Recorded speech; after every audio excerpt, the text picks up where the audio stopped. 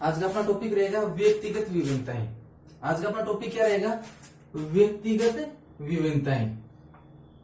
Topic क्या रहेगा? व्यक्तिगत विभिन्नताएं।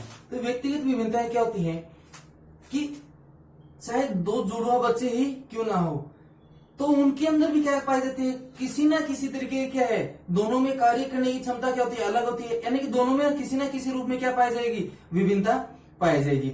मैं बात करूं सबसे पहले व्यक्तिगत विभिन्नताओं के बारे में किसने बताया, तो 19वीं शताब्दी के अंदर गाल्टन ने सबसे पहले क्या किया, व्यक्तिगत विभिन्नताओं के बारे में बताया। तो प्रश्न पूछ ले कि व्यक्तिगत विभिन्नताओं के बारे में कब बताएगा, तो 19वीं शताब्दी में। किसके द्वारा, तो गाल्टन के द्वारा। पूछ ले कि इसके समर्थक कौन थे, गाल्टन के समर्थक कौन थे, तो समर्थक रहेंगे अपने पियर्सन, टर्मन और कैटल ने क्या किया, गाल्टन का समर्थन किया। किसके बारे में, व्यक्तिगत विभिन्नताओं के बारे में।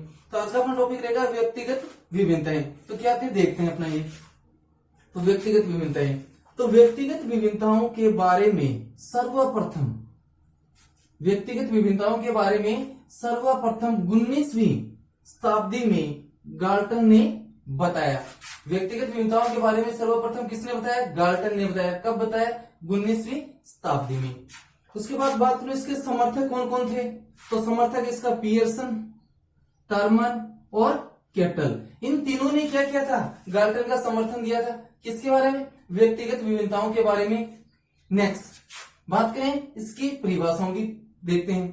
तो एक व्यक्ति का दूसरे व्यक्ति से अंतर होना एक सार्वभौमिक घटना है। यानी कि एक व्यक्ति है वो दूसरे व्यक्ति से क्या होगा, भिन्न होगा। ये बात क्या है, सार्वभौमिक सत्य कथन है कि दो व्यक्ति कभी भी एक समान नहीं हो सकते। रंग, रूप, आकार, आंतरिक और बाह्य दोनों ही रूपों में दोनों व्यक्ति क्या नहीं हो सकते, एक समान नहीं हो सकते। ये सार्वभौमिक सत्य कथन है। तो ये बात किसने कही है, टाइलर ने। किसने कही है, टाइलर ने, कि दो व्यक्ति कभी भी एक समान नहीं हो सकते, दोनों में क्या है, अंतर होना एक सार्वभौमिक क्या होती है, घटना होती है। ये बात किसने कही है, टाइलर ने। नेक्स्ट, विकास की विभिन्न अवस्थाओं में व्यापक व्यक्तिगत विभिन्नताओं पाई जाती हैं। यानी कि विकास की जो विभिन्न अवस्थाएं होती हैं, उन अवस्थाओं के अंदर व्यापक रूप से व्यक्तिगत विभिन्नताओं को क्या किया जा सकता है, देखा जा सकता है। यह बात किसने की है, स्किनर ने। यानी कि व्यक्तियों का विकास है वो भी क्या है, अलग अलग तरीके से। यानी कि उस विकास में भी क्या है, व्यापक स्तर पर उनकी विभिन्नताएं को क्या किया जा सकता है, देखा जा सकता है। ये बात किसने की है, स्किनर ने की है।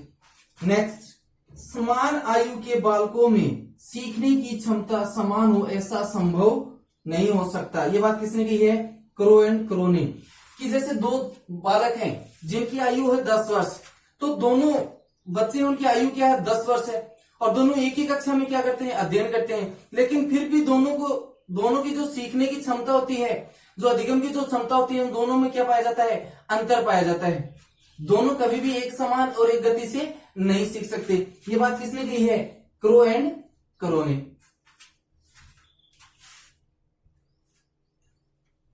नेक्स्ट परिभाषा है क्या, कि दो बालकों की मानसिक योग्यता और मानसिक क्षमताएं कभी भी एक समान नहीं हो सकती।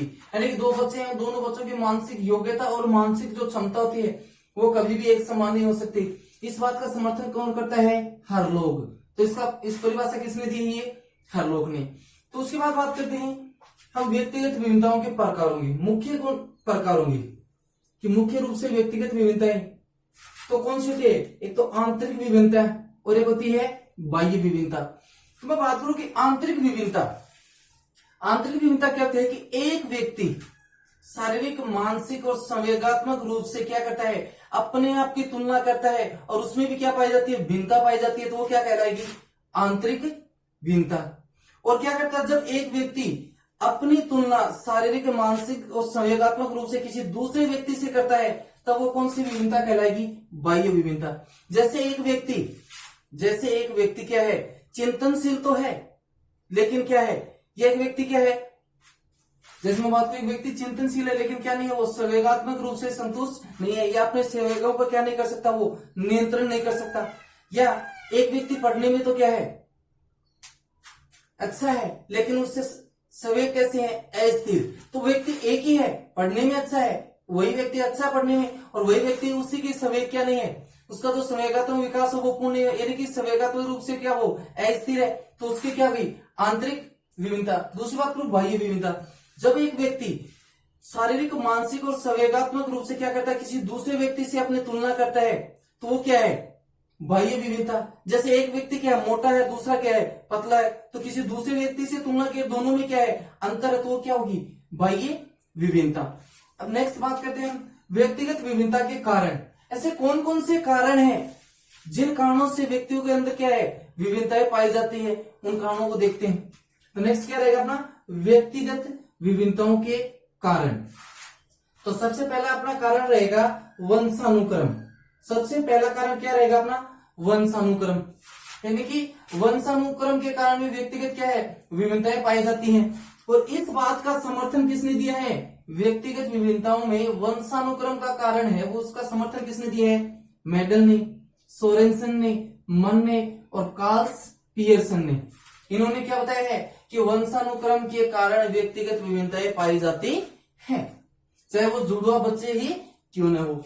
नेक्स्ट वातावरण के कारण भी क्या होता है व्यक्तिगत विभिन्नताएं पाई जाती हैं। किसके कारण, पहला क्या हो गया अपना वंशानुक्रम हो गया, दूसरा कारण क्या है वातावरण। और इस वातावरण कारक को बताने का समर्थन कौन करता है, फ्रेंच बोन्स।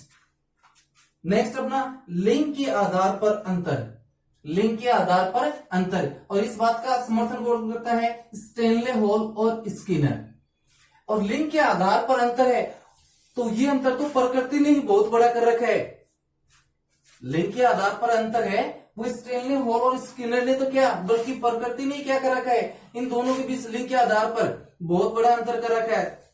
तो नेक्स्ट ये अपने क्या है व्यक्तिगत विभिन्नताओं के कारण देख रहे थे अपना वंशानुक्रम हो गया, तो इसके समर्थक कौन रहेगा, मेडल, सोरेनसन, मन और कार्ल्स पियर्सन। नेक्स्ट वातावरण, और वातावरण शब्द का समर्थन किसने किया है, फ्रेंच बोन्स। नेक्स्ट लिंग के आधार पर अंतर, स्टेनले हॉल और स्किनर रहेगा अपना। नेक्स्ट अपना क्या हो गया, वंशानुक्रम हो गया, वातावरण हो गया, लिंग के आधार पर अंतर हो गया, व्यक्तिगत विभिन्नता के कारण हो गए। नेक्स्ट कारण क्या आता है, सामाजिक व आर्थिक स्तर। नेक्स्ट कारण कौन सा आता है अपना, सामाजिक और आर्थिक स्तर। तो इस बात का समर्थन किसने किया, एडलर ने।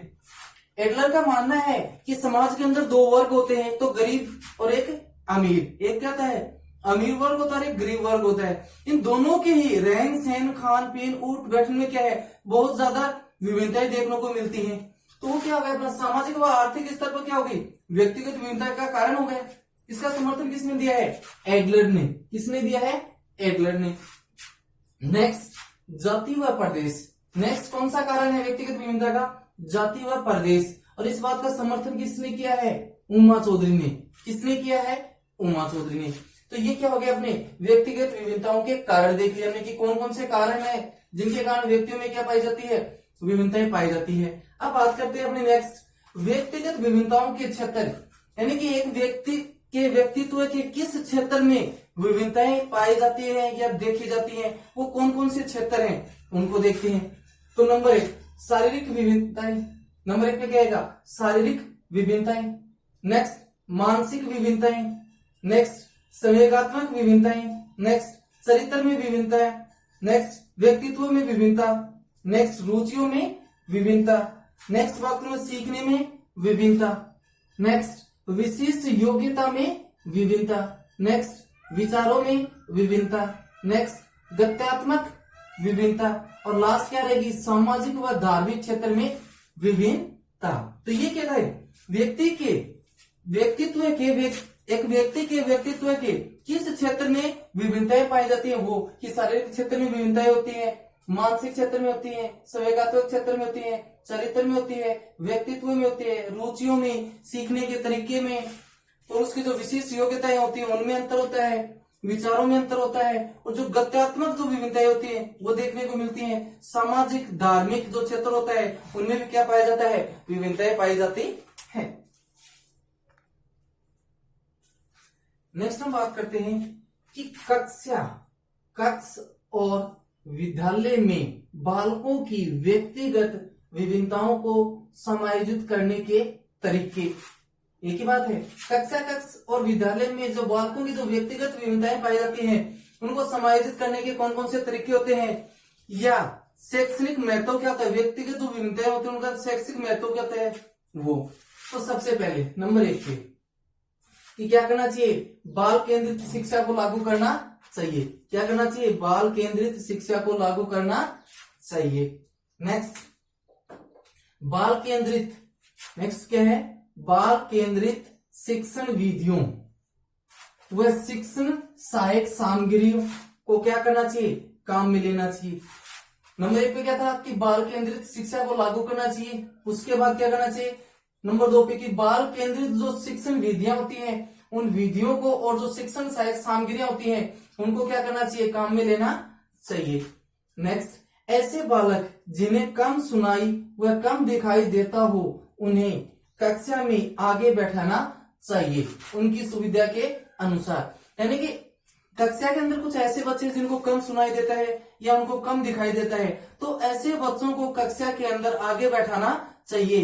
किसके अनुसार, उनकी सुविधा के अनुसार, जहां उनको क्या लगे कि भाई हाँ यहाँ बैठकर क्या है मैं सही तरीके से सुन सकता हूँ, देख सकता हूँ, तो उसी स्थान पर क्या करना चाहिए, उस बच्चे को बैठाना चाहिए। नेक्स्ट गृह कार्य देते समय व्यक्तिगत विभिन्नताओं को ध्यान में रखना चाहिए। क्या है कि जब बच्चों को गृह कार्य दिया जा रहा है उस समय उनका लेवल क्या है, उनका आईक्यू लेवल क्या है, उसके अकॉर्डिंग ही क्या करना चाहिए, बच्चों को गृह कार्य दिया जाना चाहिए।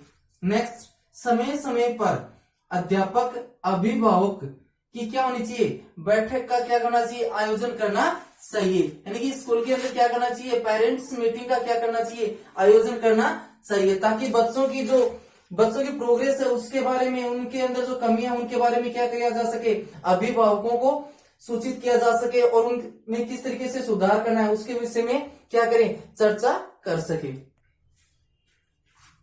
नेक्स्ट बालकों की शैक्षणिक और सह शैक्षणिक गतिविधियों और उपलब्धियों की जानकारी अभिभावकों को दी जानी चाहिए। यानी स्कूल के अंदर क्या करना, पेरेंट्स मीटिंग का आयोजन करना चाहिए और उसके अंदर क्या करना चाहिए, बच्चों की जो शैक्षणिक और जो सह शैक्षणिक जो गतिविधियां होती हैं और उनसे संबंधित जो उपलब्धियां होती हैं उनसे अभिभावकों को क्या करवाना चाहिए, अवगत करवाना चाहिए। नेक्स्ट बालक को आंतरिक या सकारात्मक रूप से क्या करना चाहिए, अभिप्रेरित करना चाहिए। नेक्स्ट बालक को स्वयं कार्य करके सीखने के लिए क्या करना चाहिए, प्रेरित करना चाहिए, क्योंकि यदि बालक स्वयं करके किसी कार्य को सीखेगा या किसी ज्ञान को प्राप्त करेगा तो वो ज्ञान स्थायी होगा। नेक्स्ट बालकों के सामने महापुरुषों और स्वतंत्रता सेनानियों के उदाहरण प्रस्तुत किए जाए। नेक्स्ट अध्यापक स्वयं आदर्श के रूप में बालकों के सामने क्या करे, कार्य करे, ताकि बच्चे क्या करें, उस चीज का अनुकरण करें। नेक्स्ट बालकों में सकारात्मक और आशावादी दृष्टिकोण को क्या करना चाहिए, पैदा करना चाहिए।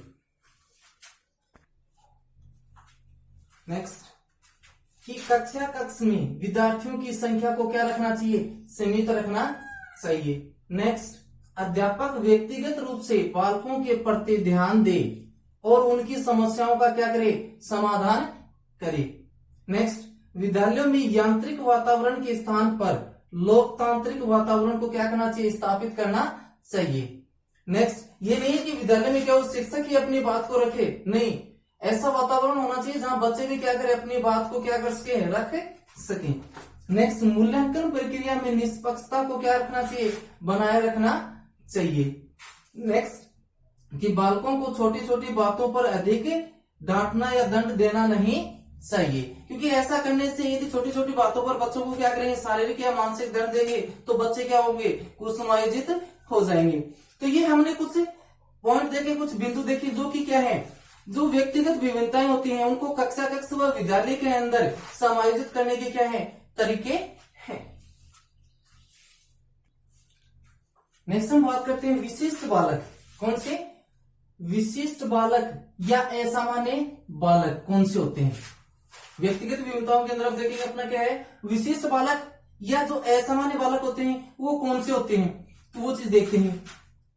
तो क्या है कि विशिष्ट बालकों को, किसको, विशिष्ट बालकों को आधार प्रदान करने का कार्य सामान्य या औसत बालकों के द्वारा किया जाता है। यानी जो विशिष्ट बालक होते हैं उनको आधार प्रदान कौन करता है, सामान्य या औसत जो बालक होते हैं वो क्या करते हैं, विशिष्ट बालकों को क्या करते हैं, आधार प्रदान करते हैं। अर्थात सामान्य या औसत बालकों को छोड़कर शेष जितने भी बच्चे हैं वो सारे के सारे कौन सी श्रेणी में आएंगे? विशेष या विशिष्ट बालकों की श्रेणी के अंदर शामिल किए जाएंगे। अर्थात सामान्य बालकों को छोड़कर शेष सभी बालकों को असामान्य या विशिष्ट बालकों की श्रेणी में क्या किया जाएगा? शामिल किया जाएगा। अब कौन कौन से बालक होते हैं जो विशिष्ट या असामान्य श्रेणी के अंदर आते हैं, उनको देखते हैं। तो नंबर 1 पर प्रतिभाशाली। प्रतिभाशाली है वो भी क्या है? एक असामान्य बालक है, एक विशिष्ट बालक है, क्योंकि इसके पास क्या एक विशेष योग्यता है, विशेष गुण है। नेक्स्ट सृजनशील बालक, नेक्स्ट बाल अपराधी बालक, नेक्स्ट मंदबुद्धि बालक, नेक्स्ट पिछड़ा बालक, नेक्स्ट कक्षा से पलायन करने वाला बालक, और नेक्स्ट झूठ बोलने वाला बालक आदि सभी को क्या किया जाता है? विशिष्ट या असामान्य बालकों की श्रेणी के अंदर क्या किया जाता है? इन्हें शामिल किया जाता है।